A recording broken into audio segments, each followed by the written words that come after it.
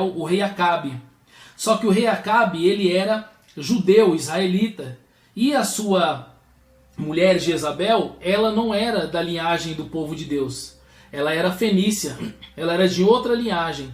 Por ser de outra linhagem, ela servia a outros deuses, um deus chamado Baal, né? Então, de repente, Acabe, o seu marido, ele vê uma vinha, que é uma plantação de uvas, né? Ali ao lado do seu palácio. E ele se interessa por aquela terra. E aí ele vai até o proprietário daquela terra chamado Nabote e faz uma proposta para ele. Fala, eu quero comprar a sua terra. Porém Nabote se recusa e fala, é a herança dos meus pais, eu não posso entregar a minha vinha.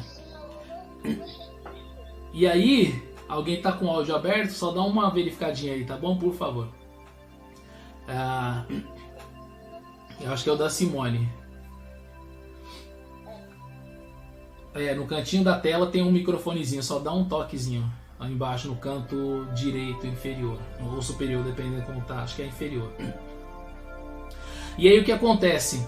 Ele volta para casa triste, deprimido e se deita na cama. Quando a sua esposa Jezabel vê que ele está naquela situação, ela toma as dores para si e ela fala, o que aconteceu, Acabe? E aí ele começa a chorar as pitangas e fala que não conseguiu o que ele queria e tal. E ela fez uma pergunta ali para ele que já demonstra tudo. Ela perguntou para ele, Acabe, por acaso você reina sobre Israel? Por acaso você reina sobre Israel? E aí, essa pergunta já demonstra que ela era a mulher que estava assumindo o reinado no lugar dele, no lugar do seu marido. Então nós vemos algumas coisas interessantes sobre essa história. E no final, sabe o que ela faz? Ela vai lá e mata Nabote e rouba a vinha e entrega para Acabe. Então o que nós vemos nessa história? Primeiro, nós vemos a postura de Acabe. Um homem fraco. Um homem, como diz por aí hoje, frouxo. Né? Que ele não consegue... Arlinda, o seu áudio está aberto, tá bom? Você dá uma fechadinha para nós aí, por favor. E aí o que acontece? Nós vemos um homem fraco e ele não toma as rédeas das situações e não assume o seu papel de rei. E aí ela faz uma pergunta para ele, por acaso você reina em Israel?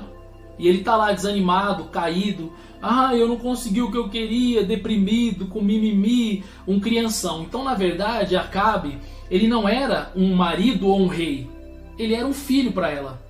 Ele era alguém que ela tomava conta e consequentemente ela também tomou conta do reinado. Coisa que não poderia acontecer, porque Deus colocou o reinado na mão dele. Né? Então essa primeira parte é a parte para os homens. Nós devemos assumir a nossa posição, assumir a nossa postura de cabeça de sacerdotes. Para quê? Para que não haja brecha, para que o espírito de Jezabel entre. Então um amigo meu fez uma colocação uma vez e eu achei muito interessante. Por trás de toda Jezabel existe um Acabe. Então as mulheres muitas vezes elas são marginalizadas, né, amor? Onde elas levam a culpa por assumir a frente. Como que é essa parte? Como que você vê isso? Na verdade, assim, nós como mulheres temos que tomar cuidado, porque se o homem se omite, a gente vai à frente, a gente acaba assumindo um papel que Deus não planejou para nós e não nos constituiu. Eu sei que existem casos que se você não fizer, se você não estiver à frente, as coisas não andam. Mas não é esse o papel. O papel é nós termos a consciência de que Deus nos elegeu para sermos ajudadoras, auxiliadoras, estarmos lado a lado com o nosso marido e não nos submeter a esse espírito, porque se a gente não tomar cuidado, a gente acaba fazendo com que esse espírito nos domine e a gente não percebe. Você acha que você vai estar fazendo bem para a tua família, que você vai estar fazendo bem para os teus filhos, e na verdade você está sendo um instrumento sem perceber desse espírito. Então tem que tomar muito cuidado. Depois nós vamos abrir para perguntas para dizer até que ponto eu estou sendo conivente com esse espírito, né? Então assim, a gente vai tomar cuidado, nós vamos pontuar essas coisas para vocês, que vocês mulheres, nós tenhamos a nitidez de quando isso vai nos afetar, tá bom? Mas fique em paz, você não é esse espírito, Amém. Você é bendita, separada, abençoada do Senhor. Amém. Tem gente que está comemorando aí. Glória a Deus. Então, desde já eu quero quebrar toda a sentença sobre as mulheres, todo o peso, a acusação, toda palavra taxativa que você é Jezabel, que você é mandona, que você é isso e aquilo, está quebrado de sua vida, e você no seu interior também rejeite, fala, eu não sou isso, eu não aceito, eu não vou aceitar essa inversão de valores. E aí, o homem, né, Deus colocou o homem como cabeça do jardim do Éden. Então, toda parte que o homem se omite, ele abre brechas. Então, por mais que o espírito de Jezabel ele é um espírito que atua no papel da mulher, mas ele também tem influência sobre o homem, fortalecendo a mulher e enfraquecendo o homem. Então o homem também está sendo atacado por esse espírito que quer enfraquecê-lo. Aí nós temos os movimentos feministas, aí nós temos uma série de outras situações, né, que hoje está levando tudo para que o espírito de Jezabel se levante. Mas nós não podemos aceitar no meio do povo cristão, no meio da palavra de Deus, o movimento feminista extremista, o movimento que busca com que a mulher tenha direitos, que busca que a mulher tenha desenvolvimento. A nossa igreja, ela é voltada para essa área, ela não achata a mulher, muito pelo contrário, né? Então não tem por que nós do Ministério Renascer estarmos debaixo desse jugo. O Ministério apoia sim as mulheres, né? Só que existe o feminismo extremo, que o mundo lá fora está ensinando e muitas vezes está vindo para dentro das igrejas. Qual que é o movimento feminista extremo? Que já é influenciado pelo espírito de Jezabel. Não preciso de homem, homem não presta. Então ela é o quê? Um assassino de homens, assassino de cabeça, assassino de sacerdotes, de profetas. Aí já entra um pouco na parte mais pesada, que nós vamos falar sobre o terceiro personagem. Falamos sobre Acabe, sobre Jezabel, e o terceiro personagem a qual nós vamos falar agora é o profeta Elias. Até aí tudo bem? Todo mundo tá pegando o áudio direitinho? Tá tudo ok? Joinha? Né? É tudo um pouco novo pra gente, então a gente vai dando joinha aqui de tempos em tempos. Não é isso? Maravilha. Deixa eu só fazer, tudo bem, deixa eu fazer um teste aqui. Tá certo. Eu ia tentando fazer um teste aqui rapidinho. Então o que acontece? Nós vamos falar sobre o terceiro personagem, que é o personagem Elias.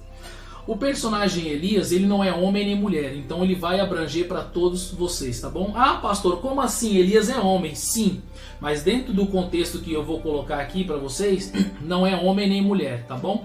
É o profeta. Então, como ser individual, como um servo, homens e mulheres são profetas, então aí você se encaixa, tá bom? O profeta Elias, ele veio para confrontar a malignidade que Jezabel estava trazendo para dentro da nação israelita. Que malignidade é essa? Mandar no marido? Não só isso, tomar o trono, trazer o culto a Baal. Ela mantinha profetas encarcerados. Ela ameaçou o profeta Elias de morte.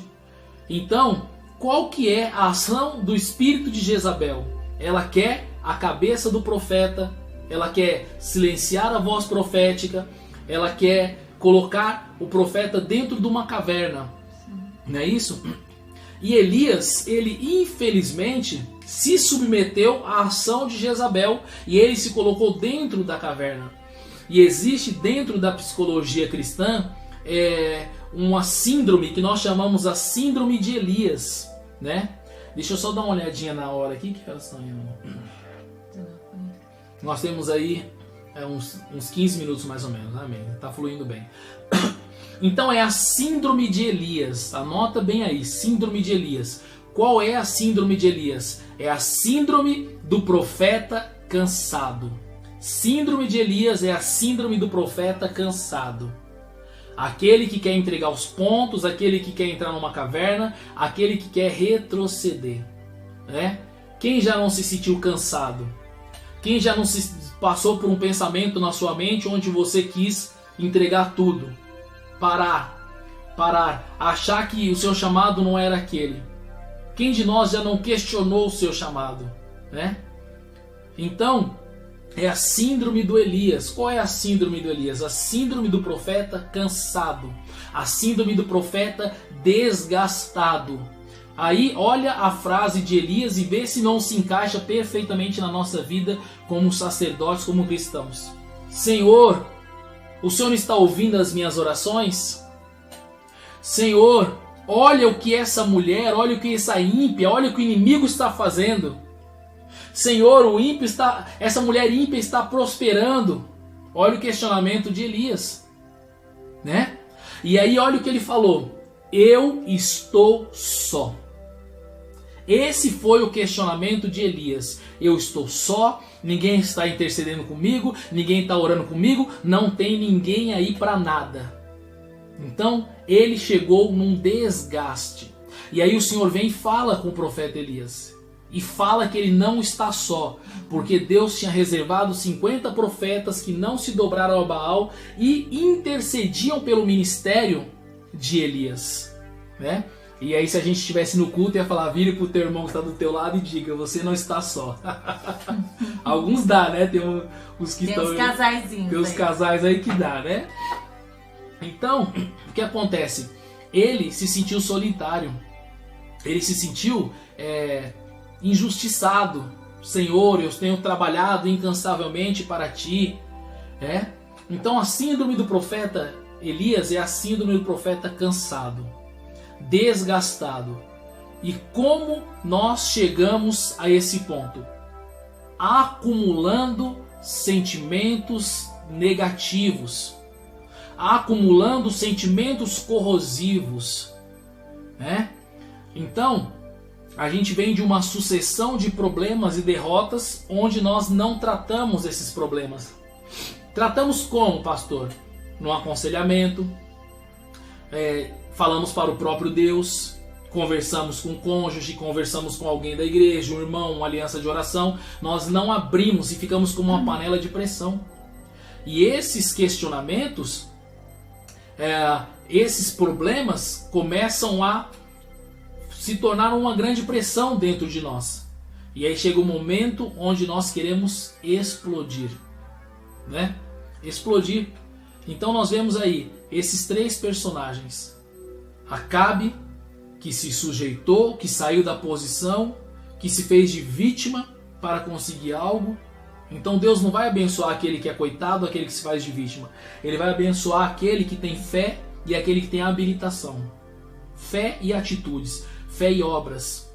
Nós vemos o papel de Jezabel, uma mulher que achou uma brecha na atitude de Acabe, e aí ela entrou nessa brecha.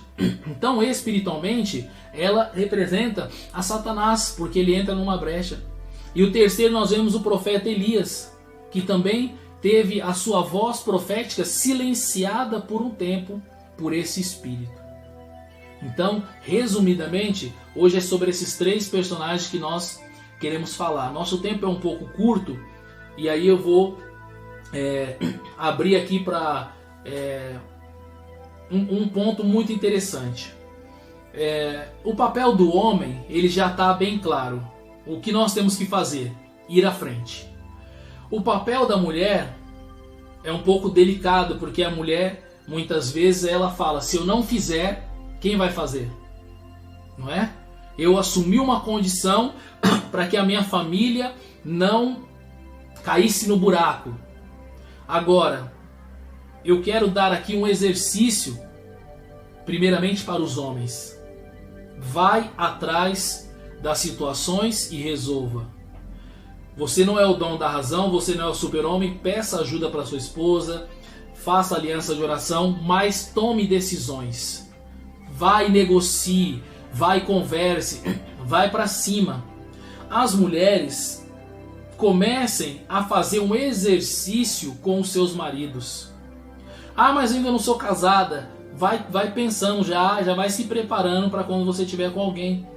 As mulheres vão fazendo um exercício. E lembrando que essa ministração que vocês estão recebendo é para vocês aconselharem outras pessoas também, certo? Vão fazendo um exercício, né? Você não vai tirar o seu marido de uma zona de conforto de anos do nada. Vai ser um choque muito grande. Então você vai se eximindo gradativamente de pequenas tarefas. Tarefas que não são mortais. Se é que vocês me entendem. Você vai se eximindo de pequenas tarefas. E aí você vai transferindo naturalmente essas tarefas. Sem discurso, sem pregação, sem teoria do espírito de Jezabel. Não vai colocar esse conteúdo e falar, assiste lá. Não é isso. Você tinha que estar na aula comigo. Ou quando você for casar com alguém ou namorar, você fala assim, primeiro você vai assistir um vídeo, depois você vai me namorar. Não vai rolar dessa forma, né? Então a pastora teve um grande desafio, quando eu já contei para vocês, quando nós começamos nosso relacionamento, justamente por isso, né? Dá uma olhadinha na hora para mim e aí você fala um pouquinho sobre esse desafio. 7h55, tá bom, a gente tem 15 minutos ainda. Então fala um pouquinho, amor, como que foi aí o início do relacionamento, aquilo que você teve que abrir mão.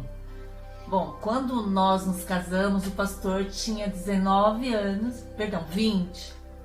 E eu tinha 28. Então assim, é uma diferença gritante, né? Mas assim, eu já vim, igual o pastor fala assim, pega esse vídeo e mostra, né, pro seu futuro marido, seu futuro namorado.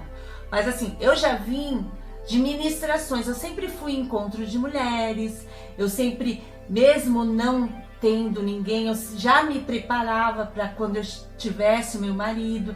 Então assim, eu absorvi uma bagagem para começar a iniciar um relacionamento já com conteúdo, porque eu sempre quis me casar, né? Era algo que eu tinha decidido dentro de mim. Apesar da idade, né? Falei assim, já tá ficando pra titia, né? 27 anos, não vai acontecer, tem toda aquela cobrança da família. Então assim, pra mim já foi difícil por causa da diferença de idade. Confesso, relutei, achei que não era, que eu tava ficando louca, né? Que eu tava pedindo um marido e Deus queria me dar um menudo. Não se reprima. Então, eu assim, meu Deus, eu pedi um marido, eu não pedi um filho. Eu não pedi um adolescente, eu não sou pedófilo. Então eu brigava muito com Deus, eu brigava, né? Eu tinha essa conversa com Deus. Eu falei assim, acho que é loucura, vai passar, desencana, não é pra mim, deixa eu conversar. Aí tinha as meninas, né, que a gente acompanhava, nós éramos do Ministério de Jovens. E as meninas me procuravam até pra pedir oração, pra falar, eu tô gostando do Alex. Eu, vai na fé. Várias. Namora com ele. Tipo assim, eu nunca tive um medo de falar pra alguém, olha, porque eu não tinha certeza. Eu gostava, mas eu tinha insegurança quanto à idade, eu tinha mesmo. Embora, gente, o meu pai e a minha mãe, eles têm a mesma diferença de idade. E eles estão há 62 anos casados. Nossa, 62 anos 62 anos casados. Então assim, o meu pai, ele é mais novo que a minha mãe também, 9 anos. Né? Eu nem pensei em hereditariedade. Mas eu falava assim, pra mim não é que vai acontecer, não vai acontecer assim. Então eu relutei muito, mas aí eu busquei confirmações do Senhor. Falei assim, Deus, o Senhor tira. Eu fui muito... Eu sou 8 ou 80. Eu demoro pra tomar uma decisão. Mas quando eu tomo, já era.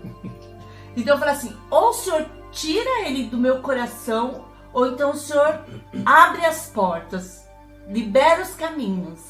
E aí Deus foi liberando dentro daquilo que Ele tinha já uma forma de falar comigo, de eu me identificar com Ele, de ouvir a voz de Deus, e Deus foi me mostrando e confirmando por sinais, por situações, e a gente começou a namorar, e nós namoramos em um ano. Nós namoramos, noivamos e casamos. Foi tudo muito rápido. Aí você fala assim, nossa, a diferença de idade, um casamento tão rápido, né? Ah, ela tá grávida. Não, né? As pessoas podiam até pensar isso, mas foi um plano de Deus. E em tudo nós nos sentimos seguros, né?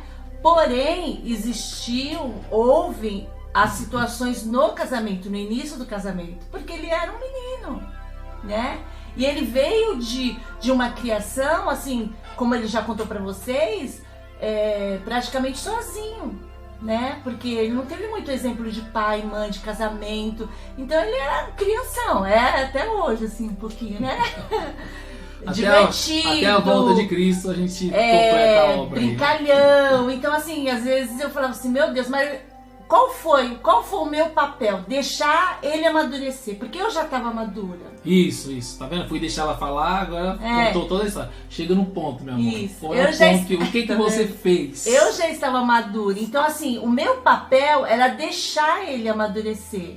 Então eu me omiti, confesso, de muitas coisas, inclusive do altar, porque eu já pregava, eu já ministrava. O Arlan tá aí, né? Não me deixa mentir, faz um joinha.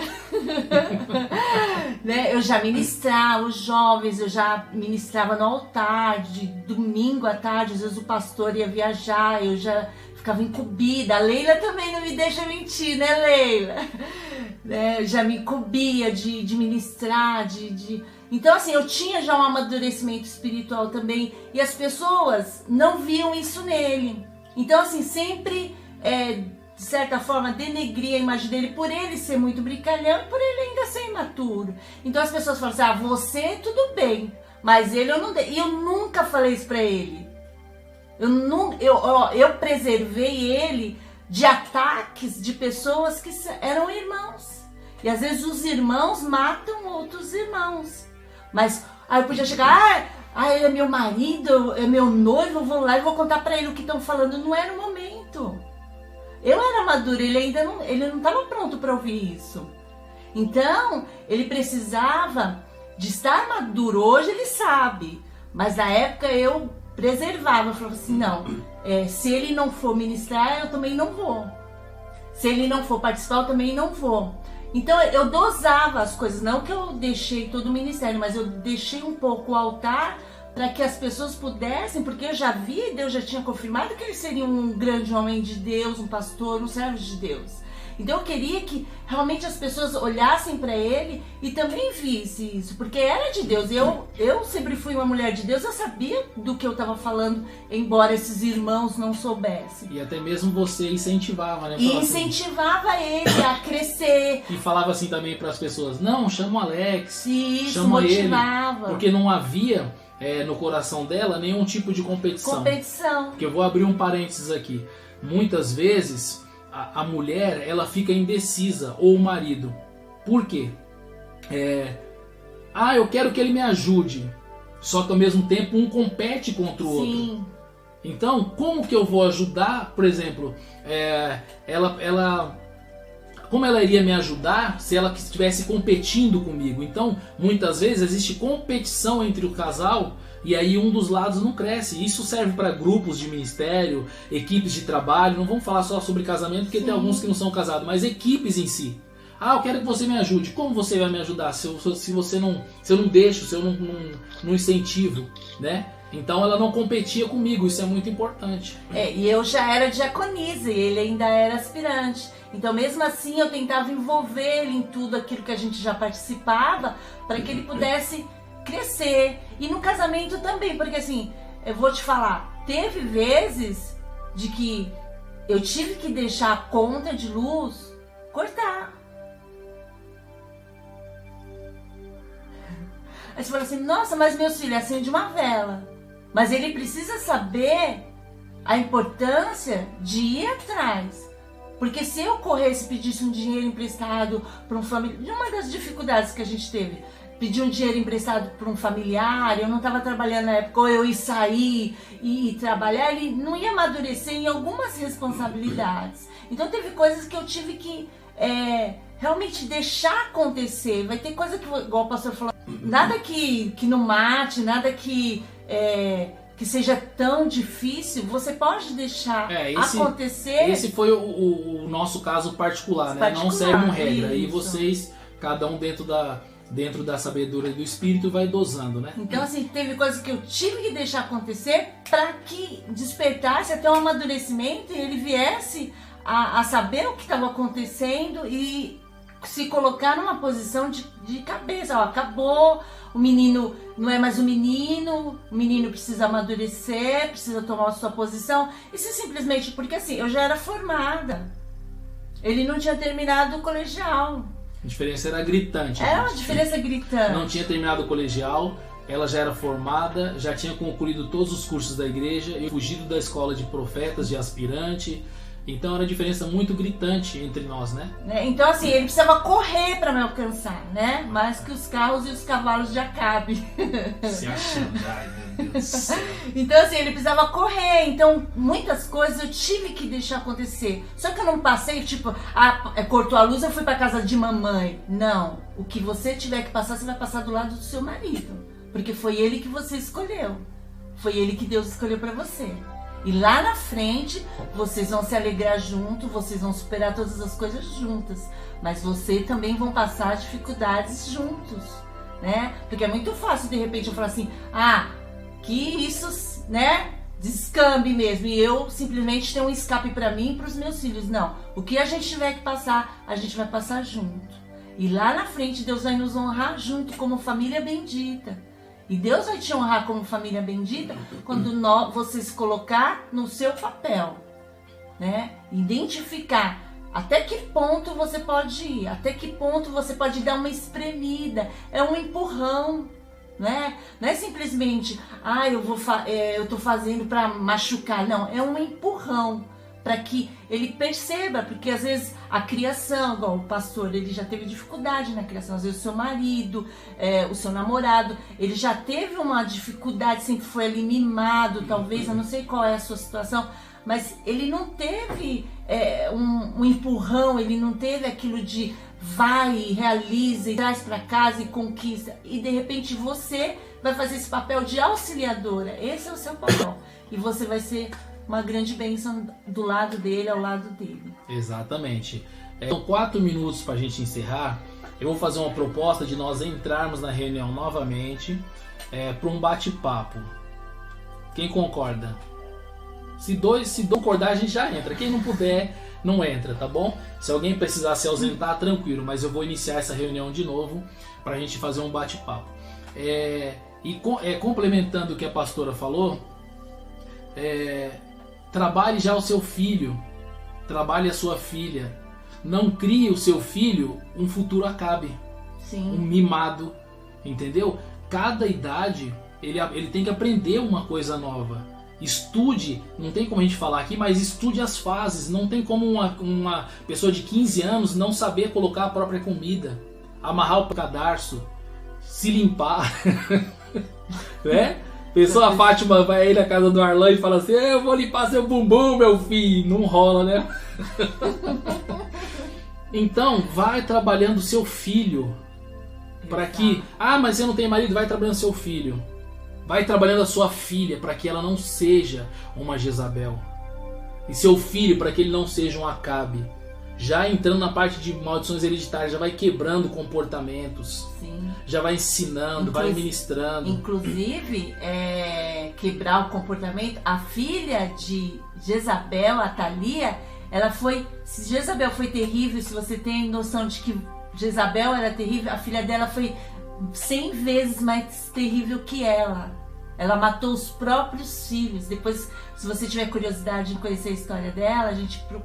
pega a referência aqui pra você e você lê, você vai ver que ela foi pior. Por quê? Porque ela já teve uma referência ruim, né? E aquilo projetou pra ela e pros filhos dela. Isso, a gente chama também de deformações remontadas. O que é remontada? Pega do tataravô junto com a do vô. É tipo um hamburgão triplo, quádruplo, mas não é o quádruplo cheddar, não, do McDonald's. É o quádruplo maldição hereditária. Sim. Então malignidades, deformações remontadas, ó. Então você vai vendo, gerações, ó, remontadas.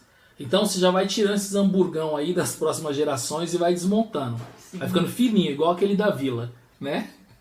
Então, você já vai fazendo o quê? Já vai trabalhando a sua filha, vai trabalhando o seu filho, pessoas que Deus colocar no seu caminho para aconselhar. Então não fique fechado aqui só em casamento, abra sua mente, tá bom? Vocês são futuros ministros de cura, vocês são pais, são mães, futuros pais, futuras mães, vão trabalhando já em vários aspectos, em vários ambientes, certo? Então, falta 2 minutinhos aí, a reunião, eu vou falando até ela encerrar, e aí a gente entra de novo, né? Então, pega essa ministração e vai abrangendo para vários pontos. Deus vai colocar pessoas no seu caminho para você aconselhar. Sim.